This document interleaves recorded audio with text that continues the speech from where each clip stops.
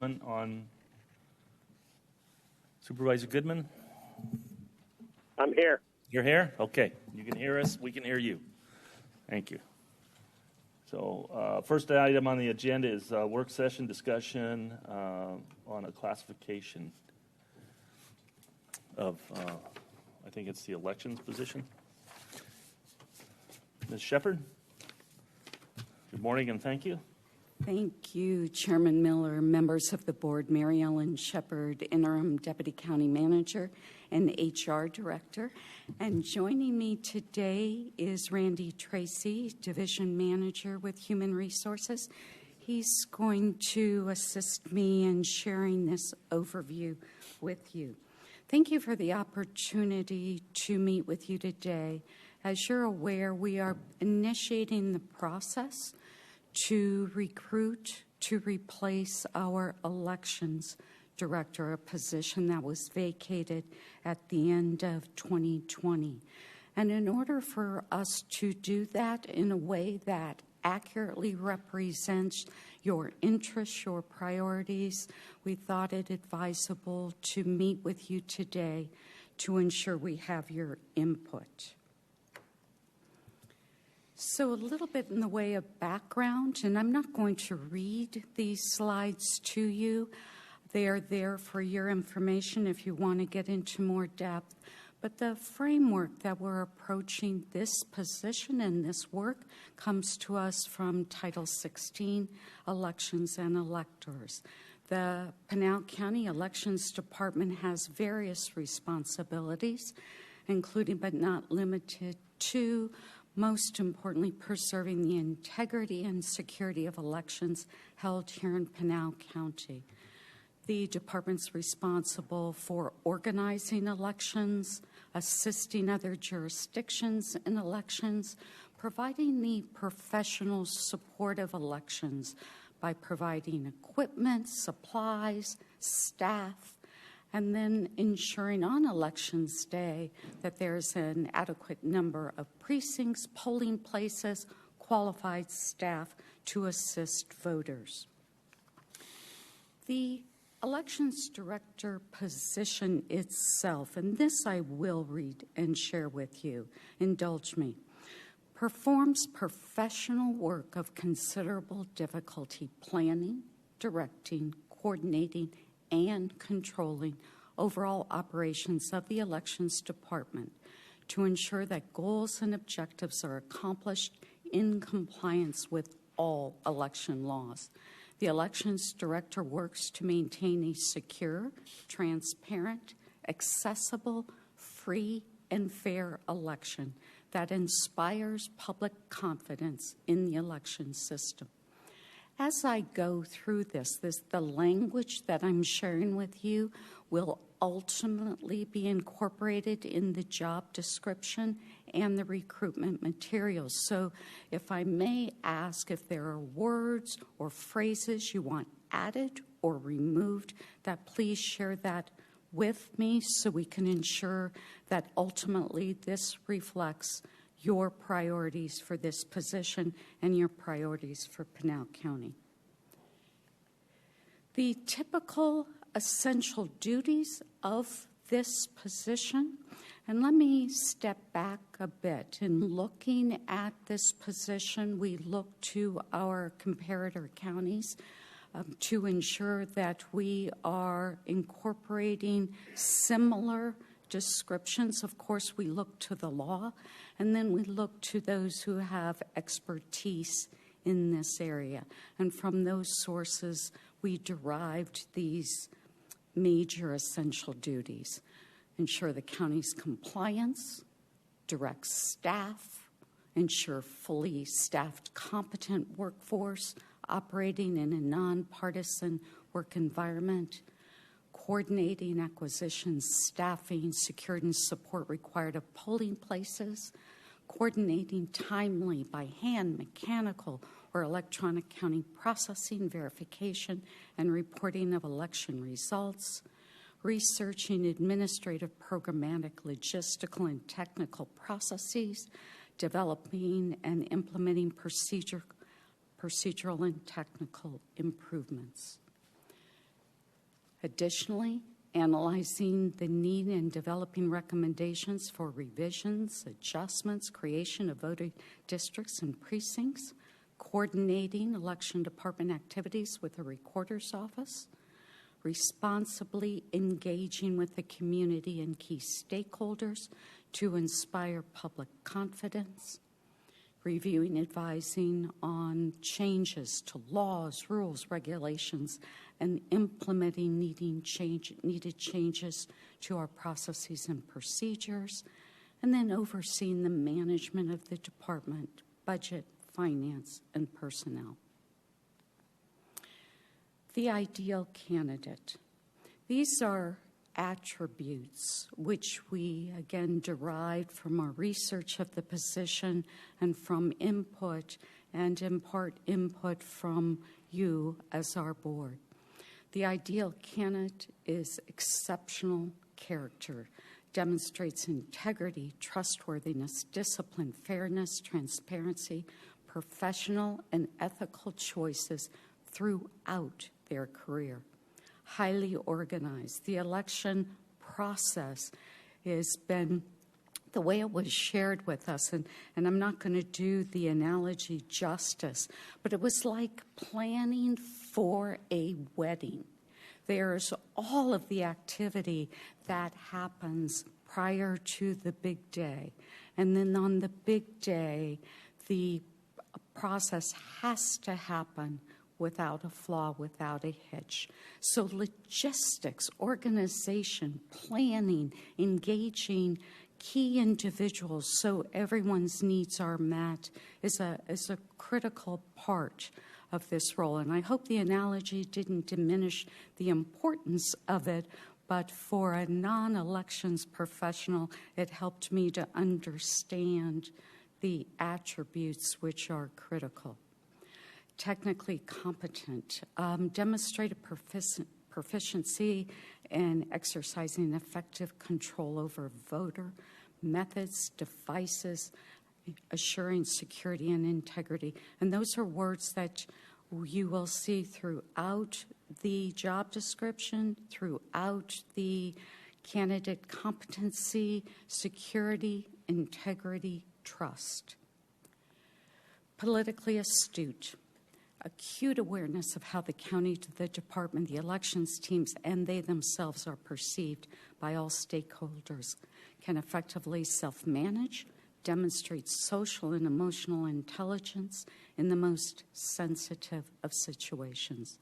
Logistical expertise, demonstrating the ability to carefully plan, organize, and execute on large-scale activities. That, as the way I described it, you can see the tie-in with the highly organized attributes. An exceptional communicator, competent at both verbal and written communication, conveys their message thoroughly, clearly, and in a direct manner, yet is receptive and responsive to the input of others. The ideal candidate is a dedicated public servant, committed to exceptional customer service with the goal of building trust and confidence. A strategic thinker, ability to think rationally, analyzing many different factors and variables, carefully and deliberately looks for vulnerabilities and threats, while simultaneously exploring opportunities for continuous improvement. A problem solver, ability to focus on the problem while synthesizing information and knowledge in order to find a consensus-driven solution. Then an engaging leader. This individual gets the job done through others and with others. So therefore, they must be a builder of people and of results. So, given the job description, the duties, and the characteristics, this next slide speaks to the minimum qualifications. And I want to share with you some additional background not represented on the slide. So our current job description, the minimum qualifications are 4 years increasingly responsible management experience, including 3 years in a supervisory or management capacity. We look to some of our comparators. Maricopa County's elections director reads, 10 years increasingly responsible experience with 5 years of management experience. Pima County's reads, 5 years of administrative experience, including 2 years of experience involving election management or administration through at least one major election cycle, including both primary and general elections. In looking at our current minimum qualifications, and I'll share those with you again. 4 years increasingly responsible elections management experience, including 3 years in a supervisory or management capacity. The way ours currently reads, that elections management experience is equated to supervisory level experience. Our comparators do not have that lower level experience language as a qualifier. And what we've put up there for you today for actually a beginning discussion point is really a kind of a middle ground approach. 4 years in the management, that higher level experience of national, state, or countywide partisan and nonpartisan elections, with the preferred qualifications, experience planning, organizing, and executing a major partisan election in either a leadership or expert consultative role. So, and this really is wanting guidance from you and looking at the minimum qualifications for this position. Do you want us to require the experience at the manager management level in order to be eligible for consideration to be a director? And then also, do you want us to include, either in the minimum qualifications or the preference, language that requires actually executing, planning, organizing, and executing a major election? That is what we've built in there. And so really some guidance around moving forward with the direction that strengthens our minimum qualifications, comfort level with the current. And I realize this is for the purposes of this. We're not voting on anything, so it's more discussion on strategy you'd like us to take. Then we will provide a final job description for input from the board members. Mr. Chair, Supervisor McClure? I think that with the scrutiny that we have on elections now, that I think that having someone in place that has gone through the process is a great idea. I think that would take some of the pressure off of the scrutiny that we're seeing. Mm-hmm. So I would say one of those statements you said, I can't remember verbatim, but I think that would be a good idea. Supervisor Zerdy, did you have something? I just have a lot of general comments about how important this whole process is, and I was wondering, you know, you can't turn on the news without seeing what a mess is going on in Maricopa County, and shows you how important this is. And over there, it seemed that the elections all come through the recorder, but they do have this position, and over there, the recorder just appointed this position. And I'm glad that this board has the responsibility to fill this, to prevent there from being partisanship. Like that's what's thought about over the country, is that elections are so partisan instead of being honest and above board. So I'm glad that we are taking the time to fill this position in a nonpartisan, fair way and make sure they're absolutely qualified. So let's not be like places that have problems, and let's prevent problems in the future. Chairman Miller, Supervisor Surtee, thank you for your comments and those comments and the board's message to us to embrace that very ideal necessity rather than ideal. Hopefully you'll see we've woven that language, nonpartisan, trust, high quality, open, transparent, in terms of this process and selection and in the overall process of elections here in Pinal County. Supervisor Kavanaugh? Thank you, Mr. Chairman. I would agree that we need to have someone who is experienced in elections, who is a very capable manager, and I would agree with Supervisor Surtee that the Elections Department is one of the most important positions in all of county government. We are a representative republic, and our citizens select their electeds, and their selections flow through this office. So it's likely the most important office in all of government when you think about that. And we're in a time, once again in our country, where the validity of elections is being called into question. And as Supervisor Surtee mentioned, roughly 45% of the people in Arizona didn't buy that we had a valid election in Arizona, mainly centered around Maricopa County. And so even in our office and people I talk to, they're asking for a forensic audit of our election. And so while there's no evidence that anything untoward happened here, it's extremely important that we choose the correct person for this position, because we can't afford to screw up even one election.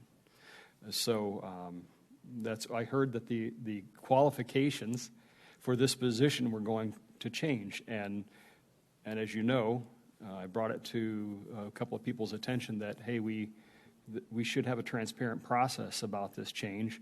We don't want to change it in a way that would negatively impact our elections. So some of the questions I'll have for you, Mary Ellen, and your staff, I have a few things here. How do we measure the capacity of the person we are evaluating in their ability to accomplish what's called tasks of considerable difficulty? What's the measurement tool we're going to use? How will we measure the person's knowledge of election law? Is there a level of experience in mechanical hand and electronic counting that we would require? Is this a position that would require an attorney who can fulfill the role of submitting proposed changes to the law that would be required for the position? Or is that something that a non-attorney who has considerable experience could get with the county attorney on? How do you measure intestinal fortitude and strength? If 1,000 people are yelling at you to do something that's inconsistent with law or policy, will this person stand firm on the law? How do we find that person? How do we measure their intestinal fortitude? And if an elected person or county manager or any other person tells the elections director to hide information or conceal information from the inquiry of any person, a county supervisor or other, will this person we hire have the independence and strength to reject a request to conceal information? And is that something we can measure? And that's a question we have to ask. So those are some of my concerns, and I look forward to hearing your answers in the coming days. Chairman Miller, Supervisor Kavanaugh, thank you for the grace to allow me to give an answer in the next couple days. I'll preserve the list and send it to you. But in my immediate response would be, and this is based upon my prior life experiences, the best predictor of future behavior is past behavior. And Randy Tracy, he's going to step up here in a moment and talk about the process and share some of the ideas around the selection process. And the more eyes, the more input, and the more deliberate we are in developing questions and deliberate we are in doing background investigations to capture the character and the ability of the person to execute consistent with the characteristics, the better off we're going to be. As you know, there is no perfect approach, but a wide group of people doing the evaluation and then requiring the candidate to actually demonstrate through some of the strategies, either by ideas, and then looking at what they've done in the past, I think will help us get closer to the most quality selection. And then clearly the time and attention you are all paying, as demonstrated by your being here today, and basically this being your only agenda item, shows the commitment you have to doing this right. And that goes a long way to getting it right. I want to take this opportunity. Supervisor Goodman, do you have any questions or comments that you want to share with the group? No, I think everybody hit it. I think everybody hit it with the nail on the head. I think what Supervisor Cavanaugh is talking about is a matter of integrity. And so, yeah, we need to make sure that we're finding somebody that's integritable that will. But I appreciate this coming forward and making it in an open discussion. So look forward to the process. So thank you, Mary Ellen and staff. Okay. Excuse me, Yes. Chairman Miller. Yes. In response to one of the questions that Supervisor Cavanaugh asked, I just wanted to elaborate that there is a 40-hour certification process for state election officers that the Secretary of State's office puts on. And then there is a recertification that you go through for that, I think, every 2 years also. And that's usually held like twice a year. In fact, I know because our elections attorney, Colleen, is down there this week going through that again. Okay. So, I mean, there is a certification process that you should at least require as one of the components on there, and that would address, one of Supervisor Cavanaugh's questions about, some kind of qualifications, certification that they have a minimum level of quality requirements. Thank you, Mr. Keller. That's good information. Well, my comments, I think, have been shared by everybody here, at least my general thoughts. I think of the process of having to select this person, and almost sounds like we're going to end up with a robot. I don't know if that sounds really the right way, but they have to be so down the middle, just and fair and equitable to all parties and all persons and all processes. So anyway, that's. I'm glad we're going through this process. I'm glad that we're kind of tweaking this to give confidence to everybody on the board as far as when we go through the process of selecting this person, that we have the right type of verbiage in here to get the person that we want. And help me with that. I don't know if Randy's going to talk about that, but is that it's a hire by the county manager, if I remember correct? Is that? Chairman Miller, members of the board, yes, the position currently in the Pinal County organizational structure, the position is under the county manager, but you're right. Randy's going to speak to engagement of various groups in the decision-making process. Okay, good. So any other comments for Mary Ellen this time? Mr. Chairman? Yeah. I just want to say that this is no reflection of any of our current staff. We have an interim elections director, and this is far bigger than the person or people that are in that office now. This is about preserving integrity of elections and for whoever takes that role moving forward. Preserving and continuing what we presently have. Sure, and yeah, I mean, I think the staff that's there has done a good job. I mean, being put in this position at a point that maybe everything seems in turmoil around the state and the country, but I think they've performed well, very well, matter of fact. Okay, is there anything else? Real quickly, and this piggybacks on what Mr. Keller spoke to. Under the preferred qualifications, I want to point out the language or expert consultative role. And this also speaks to what Supervisor Kavanaugh was mentioning.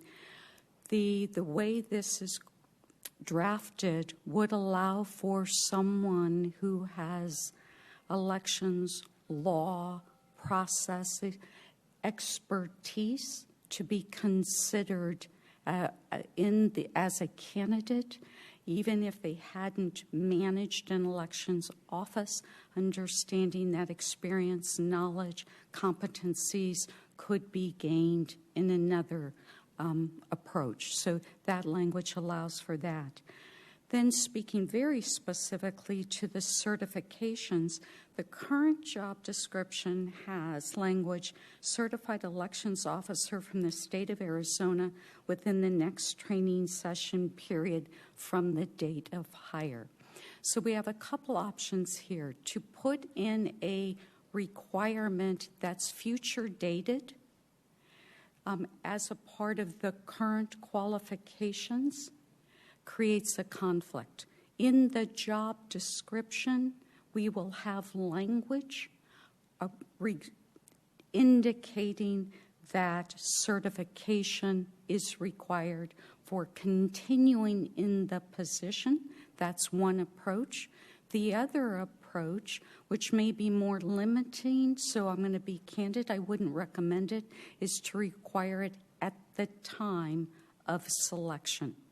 Because the training happens, I believe it's in non-election years, I would recommend that we not disqualify someone otherwise competent and meet your needs, but make it clear in the next training non-election year that that certification would be required of them. Good information. Mr. Chairman, thank you. So we talk about certification, and I seem to recall the certification comes through the Secretary of State and Ms. Hobbs, is that right? I think so. Is this a current? And I seem to recall her saying that the GOP is engaged in a war on democracy, and it concerns me that, you know, even through the Secretary of State, this is the procedure, but could we consider other training in addition to the Secretary of State? Maybe higher requirements, perhaps, that would not be influenced by a very partisan Secretary of State.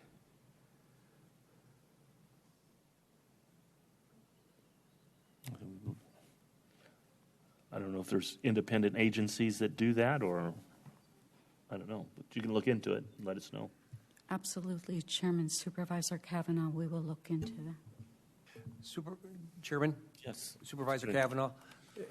One thing that I can hopefully maybe shed a little bit of light on that certification training, because it's been some years since I went through it, probably 7 or 8 years ago, I went through a few days of that.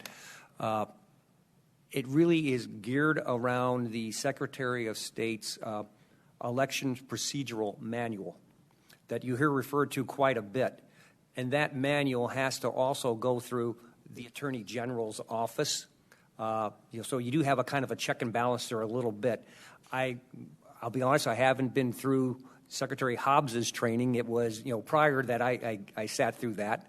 But there is sort of that check and balance a little bit, but it is geared around the Secretary of State's Elections Procedural Manual, which is, quite detailed as to everything that needs to be done by statute and by process in that. So there is a little bit of an oversight to it. It's just not one set, but that's about as much as I can elaborate on what that training does entail.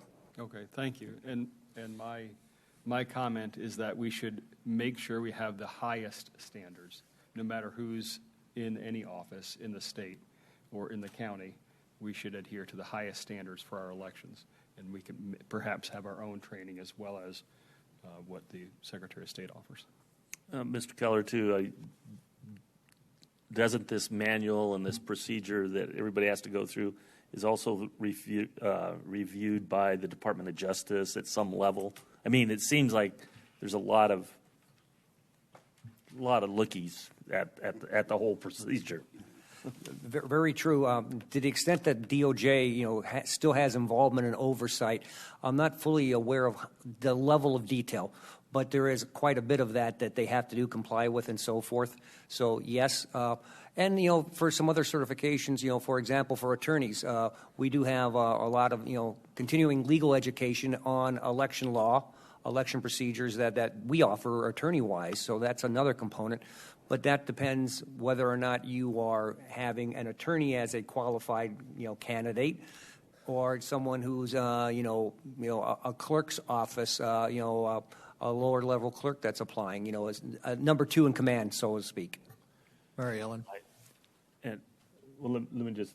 This whole thing is always changing too. And God help us if S1 goes into effect. It's a whole new ball game after that. But anyway. Yes, Mr. Surdy, Supervisor Surdy. The National League of Cities, or NACO, might have some guidance on where to go, as this has probably come up somewhere in the country otherwise. So if someone from your staff could check with them. Will do. Thank you, Supervisor Surdy.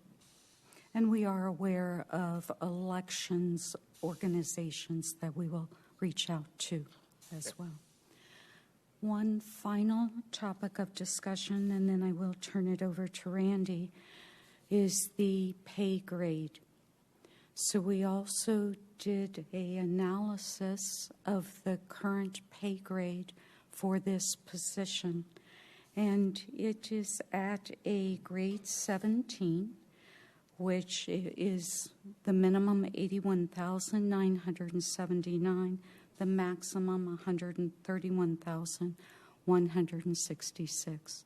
When we look at this position at the comparator counties, using all of them to include Coconino, Maricopa, Mojave, Pima, Yavapai, and Yuma, that grade 17 still represents the average.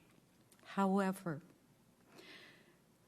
when looking at those 6 counties and including Yuma, Yuma's midpoint, the mid of the range, is more than $20,000 less than the other 5 counties.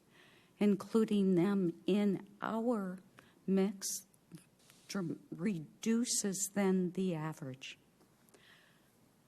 If we remove Yuma, then the pay range increases to a grade 18, which changes the midpoint of the range from 109,000 to from 106,000 to 114,000 and some change.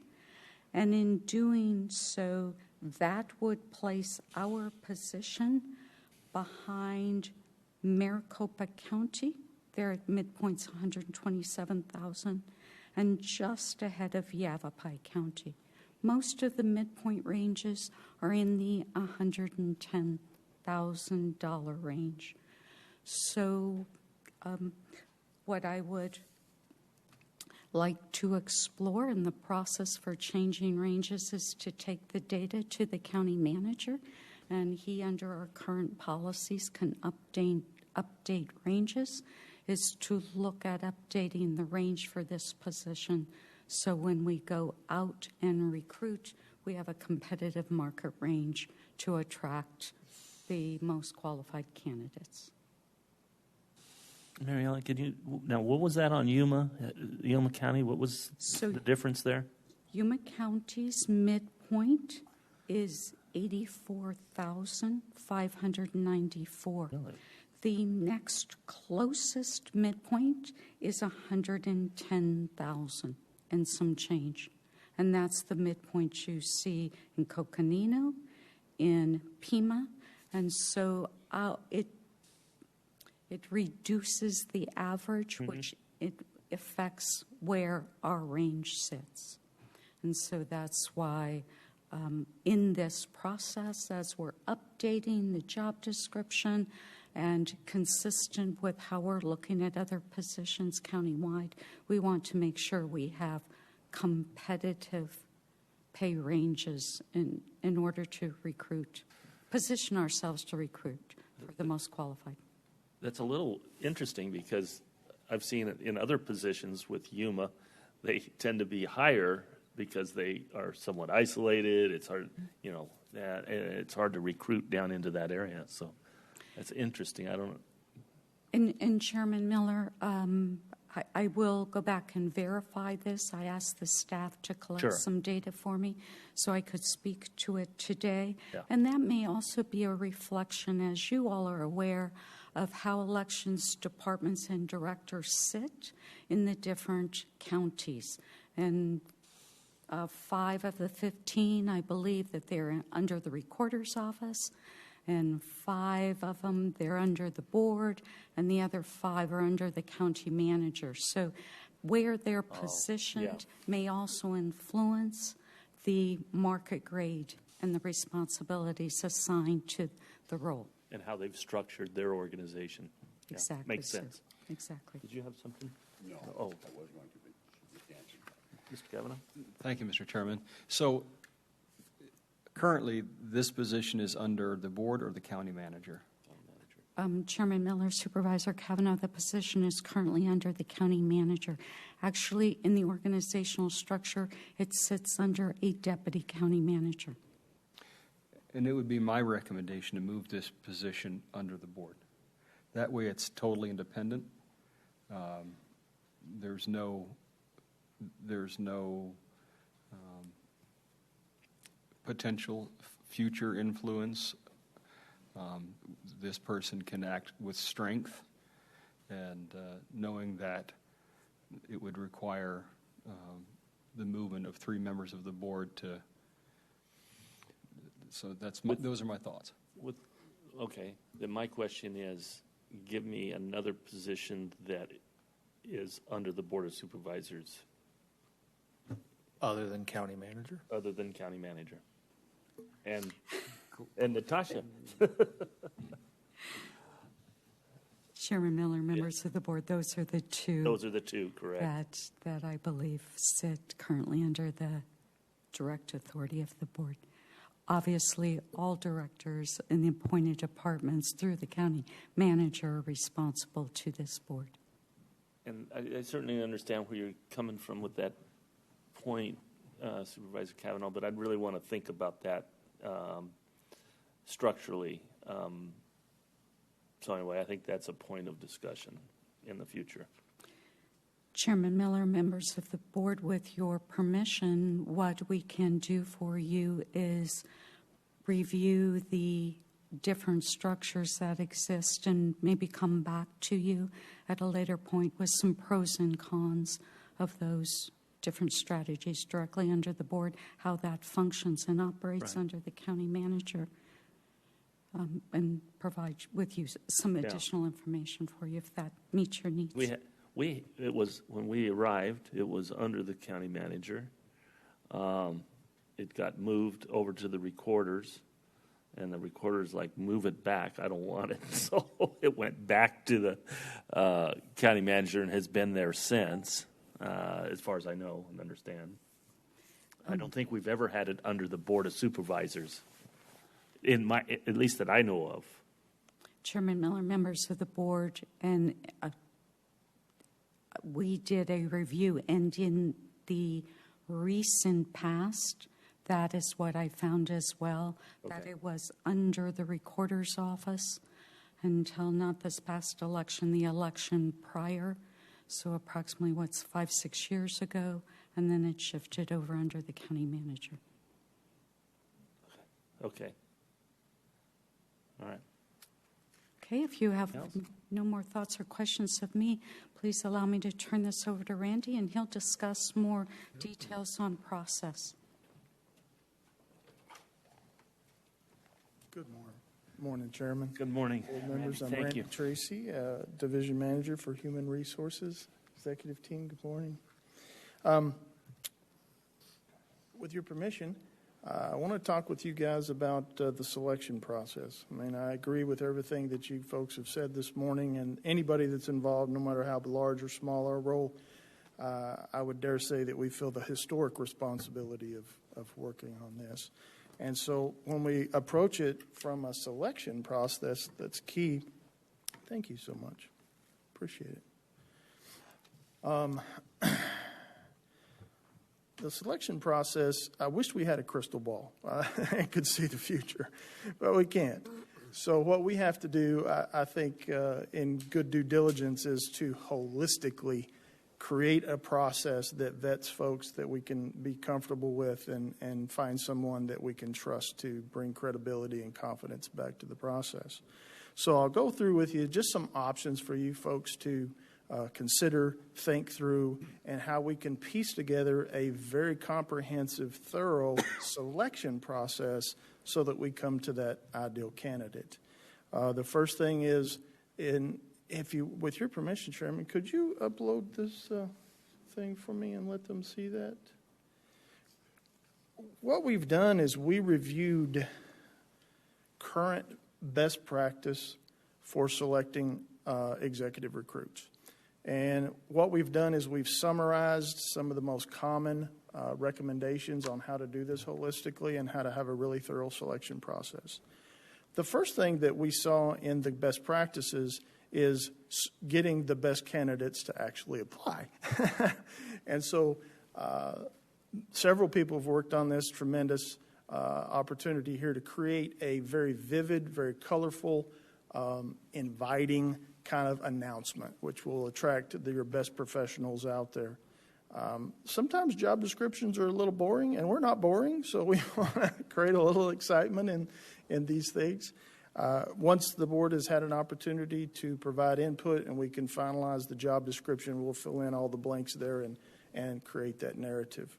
So this is something that we're very proud of. We've done this a couple of times this last year with effectiveness on being able to draw some of the higher level candidates by really putting forward our best foot with a professional announcement. Next, thank you so much for that. Appreciate it. So the next slide, I just wanted you to see what we were working on. Okay, so this slide, the next thing is how we might conduct a selection. Now, obviously, these are things that we do that now currently in our county, is we can go internal, external, or an appointment. Now, the internal selection process, if you have capable, competent people that are ready to step up for that opportunity, that would be a reasonable option. If, however, you're looking for a fresh set of eyes to enhance or to elevate the program, then going externally for candidates would be a reasonable option.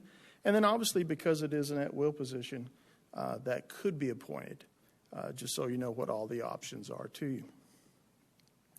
In terms of the selection panel, I did a lot of reading on this, especially for CEOs, county managers, people in the public sector that are going to take on an executive role. And hands down, the summary was to do multiple panels, very diverse panels. So you have a panel that's selected of stakeholders.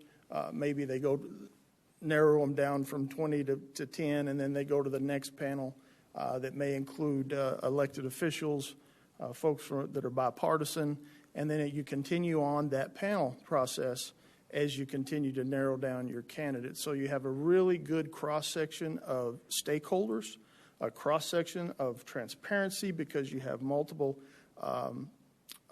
stakeholders that represent multiple political views, multiple self-interest groups, these types of things. And in the research that I did, as many as 5 is not unheard of to select a CEO type level. So it could be pretty robust if you so choose to do that. There's really no limit on it. But just to give you an idea that when you're selecting a really, really critical position, you don't have to limit things. You can get there until you're comfortable with it. The other thing, too, is a structured interview process. I know a lot of times at those higher levels it's very informal and you sit and chat and those types of things. But when you have a position of this nature that you really need to be able to prove that there was transparency, prove that there was a fairness involved in the selection process, most of the sources that we read recommended some type of structure. In other words, have predetermined questions that have been reviewed so that everybody understands how that's going to be asked. It's asked of every candidate, and some type of notation as to what you heard and believed out of that response. That way, if it was ever asked for in a public records request, it's very clear, everybody was on board with what was asked, everybody sees what was written down. So that was some of the key things for that process. And that's just going through the interview process. The other thing that we really saw, too, is this holistic approach, as I mentioned earlier, is there are added things that we can do to the evaluation process to really begin to get down to that person that you want to hire and trust, is giving them opportunities to perform in different kinds of settings and environments so that you can observe them. One of the things that we came across is having them fill out some type of written evaluation on their before they even apply. So what are your beliefs? What are you going to do? What is your experience? What are your track record of success? And have them provide some documentation before you even go to the interview process. So you're already starting to get a glimpse of who this individual is prior to even bringing them on to an interview.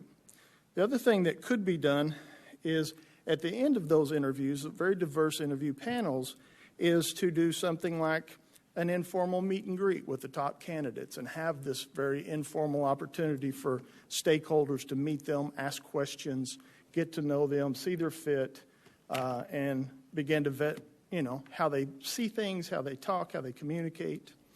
Another option was to do a final presentation for the last panel, in which they have to actually do a PowerPoint presentation, provide their plan, how they would approach the challenges, give it the final hiring selection panel an opportunity to see exactly how they're going to approach many of the challenges that we face today.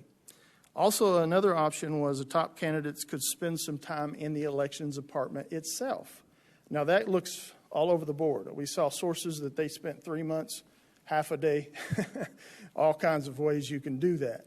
But even if you were just trying to be time sensitive and you wanted them to spend a half a day, maybe a full day, talking to staff, looking at challenges, seeing what the deficiencies are, and then bring back a white paper to the hiring panel to explain, what am I going to do in the first 90 days? This is what I discovered. This is going to give you some good insight as to how quickly they can, identify problems. Are they insightful? What did they assume in those hours that they spent at the elections department? That's going to give you really good insight as to how quickly they catch on to things. But the purpose is to test and observe and to evaluate in multiple different scenarios under different conditions in different ways so that you guys can have this opportunity to see them perform in multiple different conditions. So those are some of the options that we looked at to give you guys an opportunity to look at those things and make some decisions on how you'd like to approach it. There's no rule or hard rule of thumb. It could be a combination of things. You can do mixes of those. A little bit less here, more here, whatever makes you comfortable. Do you have questions? I got a question. So thank you, Mr. Chairman. With the selection panel, if you could do like up to 5, which I think is a great idea, with the yaysayers and the naysayers and, pluses, pros and cons. What's our time limit here? I don't believe Do we it have did. a time limit? Because we have an election coming next year, and so do we want someone in place to take that? Or That's a great question. or do we want to just continue on until we find somebody that's going to take the next election? Mr. Chair, I'd like to defer to Mary Ellen on that. I don't know that we have a time frame other than what's practical, for them to be able to get on and learn and train and get ready for that, because the cycle of the season is a concern. Do you have any comments, ma'am? Mr. Chair? Chairman Miller, members of the board, I'm not aware of any specific timeline. It's clearly a legitimate question because the more we add into the process, the more time it takes. But as the chairman and other members of the board spoke to, we do have an interim director who is providing a quality service to the county and our constituents and is able to maintain the governance of that department until such time this process is completed. And we do want to find the best person for the job. So I'm just curious. One other question, Mr. Chair. Yeah, absolutely. On your final panel, I like the idea of a presentation. I think whether it's PowerPoint or a white paper or both, but I think after observe the situation for 2 or 3 weeks even, and then come back and say, hey, here's what I would do. Yeah. I think that's a great idea. Mr. Chairman, I agree with you. It's a good approach, sir. To the time frame, if I might, just I'm just thinking, what we probably want to look at is when's the next election cycle really start? As we'd want to be in place before then, something, and so we might work backwards and come up with some kind of an idea where that falls on a calendar, and use it as a target. But I agree with Supervisor McClure that I don't want to rush into something. I want to make sure we have somebody that that we want and is going to be able to provide that task for us going forward for a number of years, hopefully. Chairman Miller, members of the board, excuse me if I'm interrupting. Once we complete this discussion today and we have a sense of all of the process steps you want to incorporate, we will come back to you with a timeline, an estimated timeline, and give you a better idea. And then also we can incorporate the elections that are coming up into that timeline, and hopefully that'll help guide final decision making. Okay, thank you, Mary Ellen. And then my comments on the panels. I like the panels. I actually have sat on panels in the past, and what I thought was pretty effective was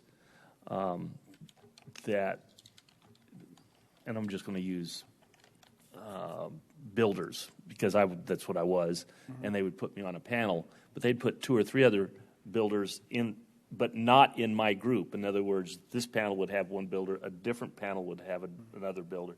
In other words, that way it was spread.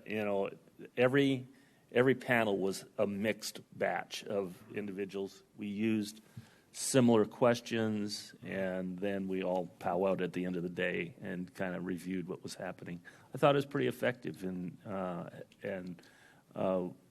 at least the process that I participated in turned out with some quality personnel in the past. So I think that works well. I do too. Thank you, Thank you. Mr. Chairman. Any other questions? Yeah, questions, comments?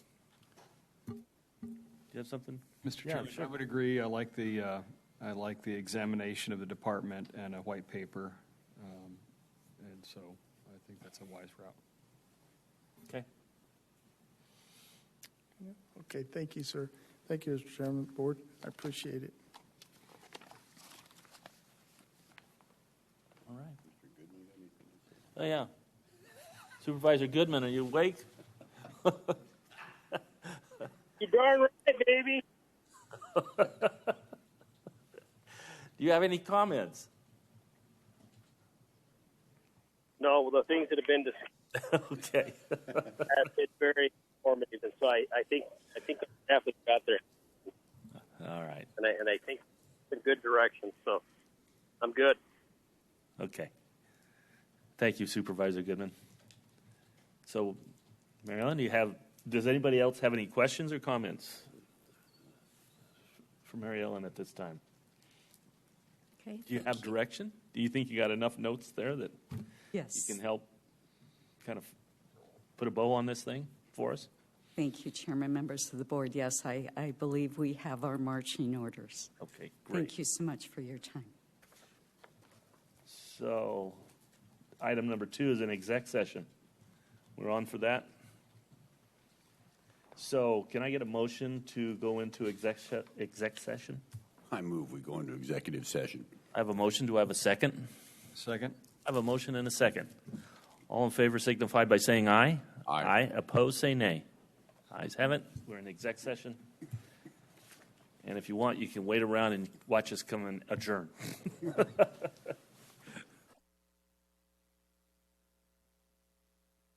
Aye. Opposed, say nay. Ayes have it. This meeting's adjourned.